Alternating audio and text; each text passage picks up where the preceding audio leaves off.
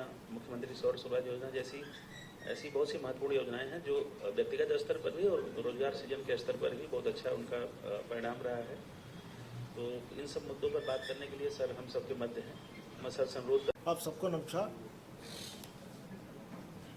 वैसे तो आप लोगों से समय समय पर फॉर्मली इनफॉर्मली अलग अलग ग्रुप्स में बातचीत होती है, लेकिन एक स्ट्रक्चर्ड प्रेस कॉन्फ्रेंस मैंने काफ़ी समय से नहीं किया है, तो सोचा था कि कुछ इन्फॉर्मेशंस आपके साथ शेयरिंग कर लिया जाए और आपका कोई प्रश्न होगा तो हम लोग उसको भी टेकअप करेंगे। नियोजन विभाग में मैं कुछ रीसेंट में जो गवर्नमेंट ऑफ इंडिया के कुछ आंकड़े आए हैं उसको आप लोगों के साथ शेयर करना चाहता हूँ। ये सबसे पहला जो आंकड़ा है वो हमारा जीएसडीपी का है।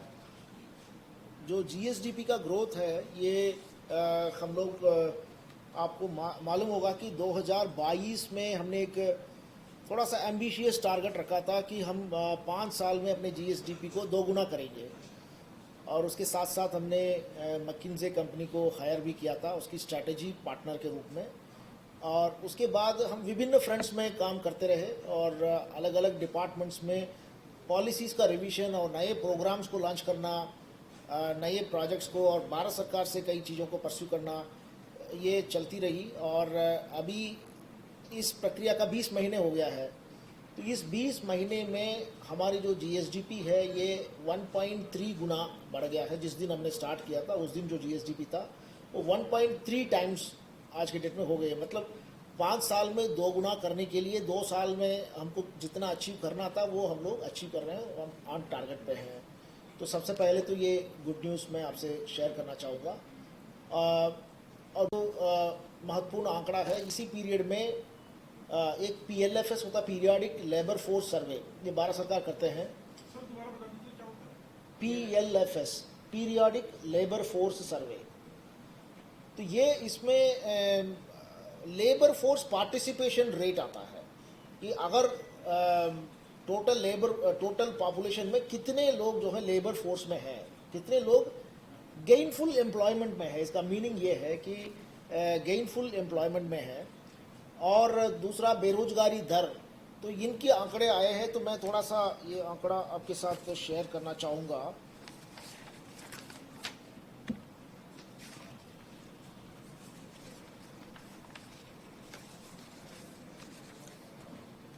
लेबर फोर्स पार्टिसिपेशन रेट हमारे 22-23 में 15 टू, ये एज ग्रुप वाइज होता है, 15 टू 29 ईयर्स का, 15 टू 29 ईयर्स का overall rural urban male female सब मिला करके हमारे 22-23 में हुआ करता था 43.7%। वो अब बढ़ करके 49% हो गए हैं। और इसमें रूरल में भी बढ़ा है और अर्बन में भी बढ़ा है। और फिर उसके बाद 29 से 59 ईयर्स, 29 से 59 ईयर्स में 60.1 था, वो 64.4, 4% बढ़ोतरी इसमें भी हुआ है। तो ये 2 इम्पॉर्टेंट एज ग्रुप्स हैं। और इसमें 15 साल एंड एबव को ले लें, मतलब 15 साल के ऊपर के सभी लोगों को ले लें, तो उसमें 56% था, वो 60.7 हो गया है। तो 4% की बढ़ोतरी इसमें भी हुई है। इसी पीरियड में नेशनल लेवल में कितनी बढ़ोतरी हुई है, ये तुलनात्मक कंपैरिजन के लिए अगर बात करें तो नेशनल लेवल पर ये 57.9 से 60.1 में आया है। नेशनल लेवल पे लगभग 2% बढ़ोतरी हुई है, तो हमारे यहाँ 4% की बढ़ोतरी हुई है। हाँ, तो ये लेबर फोर्स पार्टिसिपेशन रेट का है। इम्पॉर्टेंट इंफॉर्मेशन है workers population ratio in percentage.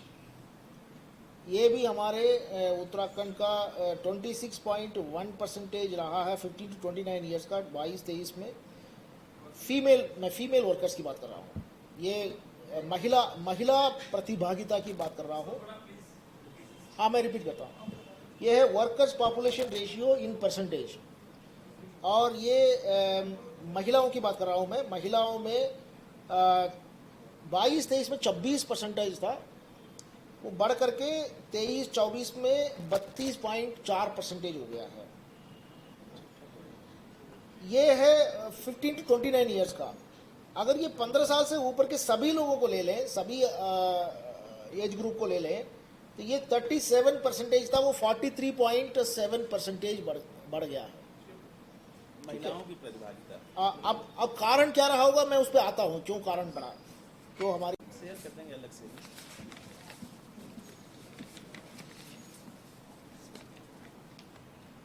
Hotels and restaurants, ये 21-22 में इसका 1.2% शेयर था इकोनॉमी में। 2%, मतलब ये परसेंटेज शेयर की बात कर रहा हूँ मैं। और फिर उसके बाद 23-24 में ये 1.76% ये परसेंटेज शेयर है जीएसडीपी में। दूसरा एम्प्लॉयमेंट को ले लें, एम्प्लॉयमेंट जो है 22-23 में होटल्स एंड रेस्टोरेंट्स में 2.96% था, वो बढ़ करके 5.57% हो गया। मतलब एक साल में 2.61% का इंक्रीज हुआ है एम्प्लॉयमेंट।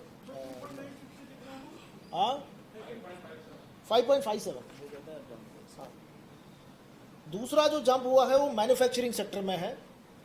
मैन्युफैक्चरिंग सेक्टर में 9.86% एम्प्लॉयमेंट था आपके 22-23 में, और 23-24 में ये 13.02%, मतलब 3.16% का इंक्रीज इसमें हुआ है। हाँ, तीसरा जो जंप हुआ है वो पब्लिक एडमिनिस्ट्रेशन मतलब सरकारी नौकरियां। तो आपको मालूम है कि सरकारी नौकरियों की काफ़ी इस बार रिक्रूटमेंट की प्रोसेस चली है, उसके बदौलत ये 5.22% से 6.08% तक आया है। 0.81% की बढ़ोतरी हुई है। हाउस, इसमें भी बढ़ोतरी हुई है। हमारे 0.33% थे, वो 0.57%। तो घरों में नौकरियां करते हैं, उसमें भी बढ़ोतरी हुई है। ये 0.33% से 0.57%, 0.24% का इंक्रीज हुआ है। तो ये मुख्य सेक्टर हैं जिसमें एम्प्लॉयमेंट दर बढ़े हैं, और आप देखेंगे जीएसडीपी भी उसी में बढ़ा है और एम्प्लॉयमेंट रेट भी उसी में बढ़ा है। तो ये दोनों डेटा एक दूसरे के साथ मिलते हैं। एक और इम्पॉर्टेंट जो डेटा है वो हमारे पर कैपिटा इनकम, जो हमारा पर कैपिटा इनकम है, इसमें नेशनल लेवल का जो एवरेज है वो 1,84,000 है। जो लेटेस्ट आंकड़ा 23-24 वाला 1,84,000, बल्कि उत्तराखंड 2,60,000 में है। हम नेशनल एवरेज से ऊपर हैं। और 21-22 से 23-24 में हमारा जो पर कैपिटा इनकम है ये 26% की ग्रोथ हुई है। 21-22 में हम लोग 2,05,000 में थे, और 23-24 में 2,60,000 पे पहुंचे हैं। 26% की बढ़ोतरी एक वित्तीय वर्ष में बहुत महत्वपूर्ण है।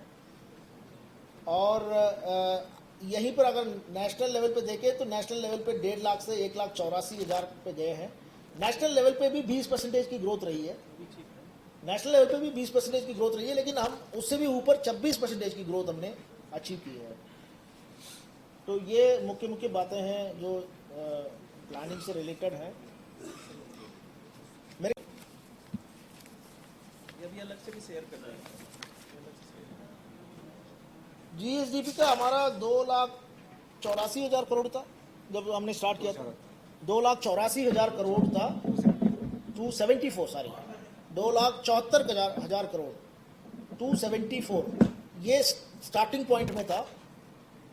और जो लेटेस्ट आंकड़ा है वो 3,46,000 करोड़, 3,46,000 करोड़ हो गए हैं 20 महीने के ड्यूरेशन में।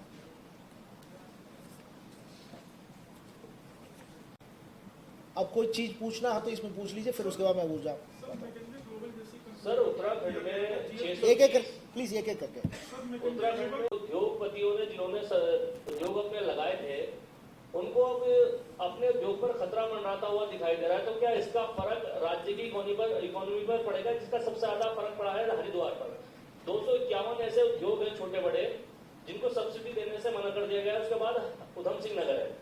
मैं इंडस्ट्री डिपार्टमेंट का स्पेसिफिक क्वेश्चन टेकअप नहीं कर पाऊंगा, क्योंकि मैं व्यक्तिगत रूप से इंडस्ट्री को हैंडल नहीं करता हूं, और इंडस्ट्री डिपार्टमेंट से हम पता कर लेंगे क्यों ऐसा हुआ है करके। तो हम अब प्रदेश की जो ओवरऑल आर्थिक हालात हैं उसको एज प्लानिंग सेक्रेटरी मैं बता रहा हूँ। और उनकी पर्यटन नीति है, अन्य विषयों पर भी वो काम कर रहे हैं। क्या 100% जो भी वो प्लान दे रहे हैं क्या वो इम्प्लीमेंट हो पा रहे हैं, या क्या ऐसे नए काम हैं जो उन्हें सौंपे गए हैं जिन सेक्टर्स में स्टेट स्तर पर काम नहीं हो पा रहा? देखिए, टूरिज्म पॉलिसी हमारा सबसे अट्रैक्टिव पॉलिसी आज के डेट में पूरे कंट्री में, इसीलिए नए नए होटल रेस्टोरेंट्स बनाने की भी काफ़ी, अब मैं कंस्ट्रक्शन इंडस्ट्री के बारे में नहीं बताया, कंस्ट्रक्शन इंडस्ट्री में भी काफ़ी उछाल आया है, क्योंकि जो नए होटल्स बन रहे हैं, रेस्टोरेंट्स बन रहे हैं या इवन आवास बन रहे हैं, तो वो सब कंस्ट्रक्शन में इम्पैक्ट दिखाता है। उसके अलावा जो हमारा SAS स्कीम है उसमें पब्लिक इंफ्रास्ट्रक्चर भी काफ़ी बन रहे हैं, उसकी वजह से भी कंस्ट्रक्शन सेक्टर में भी काफ़ी उछाल आया है। अब जो आपने पूछा है कि मैकिन्से ने डिफरेंट सेक्टर में काम किया, हाँ डिफरेंट सेक्टर में काम कर रहे हैं। कुछ सेक्टर में बहुत तेज़ी से आगे बढ़े हैं, कुछ सेक्टर में जितने तेज़ी से होने चाहिए थे उतने तेज़ी से नहीं हुए हैं।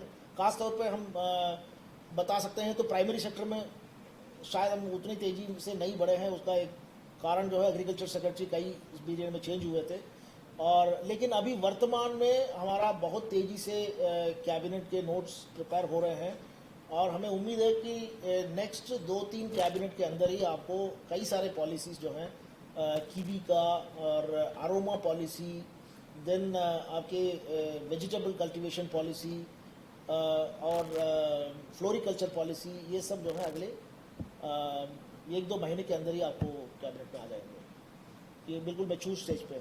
सर, राज्य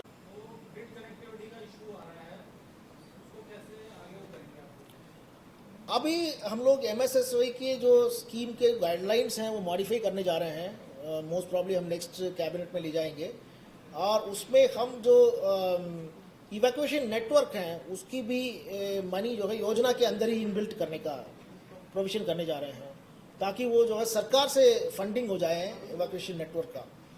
आजकल UPCL कर रहे हैं उसको, तो UPCL के ऊपर थोड़ा सा बर्डन पड़ रहा है, तो UPCL के बजाय उसको भी राज्य सरकार वहन करने की प्रपोजल बना रहे हैं। सब परिवार के रिश्तों पर आप लोग काम कर रहे हैं। एनर्जी के ठीक हो सकता है, कोई पोटेंशियल आपने कहा है, कुछ कैलकुलेशन कुछ किया है, कुछ इसमें कितना लगभग कितना कैपेसिटी? ये पोटेंशियल कैलकुलेशन वाडिया इंस्टीट्यूट ने किया है, और वाडिया इंस्टीट्यूट ने भारत सरकार को शेयर किया है। MNRE के पास भी ये डेटा है कि पूरे कंट्री का जो टोटल आइडेंटिफाइड पोटेंशियल है उसकी 1/3 जो है अकेले उत्तराखंड में है, उसकी 1/3 अकेले उत्तराखंड में है। इसलिए उत्तराखंड को मोस्ट प्रॉमिसिंग स्टेट माना जाता है जियोथर्मल एनर्जी के लिए। और बाकी तो हम लोग एक्सप्लोरेटरी ड्रिलिंग करेंगे, तब मालूम पड़ेगा कि किस डेप्थ में हमें कितना टेम्परेचर मिलता है। वो अलग अलग साइट में अलग अलग पोजीशन होगा, तो कौन सा साइट हमारे मोस्ट प्रॉमिसिंग है वो एक्सप्लोरेटरी ड्रिलिंग के बाद मालूम पड़ेगा। अभी टेंडरिंग प्रोसेस कंप्लीट हो गया है, एक निजी एजेंसी को मिला है और उनके साथ एग्रीमेंट भी साइन हो चुका है, और बहुत जल्दी हम लोग किक स्टार्ट मीटिंग करेंगे, वो चीफ सेक्रेटरी की अध्यक्षता में होगी। उसमें जो रेलेवेंट डिपार्टमेंट है, 12 डिपार्टमेंट्स रेलेवेंट डिपार्टमेंट्स हैं, उनके साथ किक स्टार्ट मीटिंग होगी, उसके बाद हम काम करना शुरू करेंगे।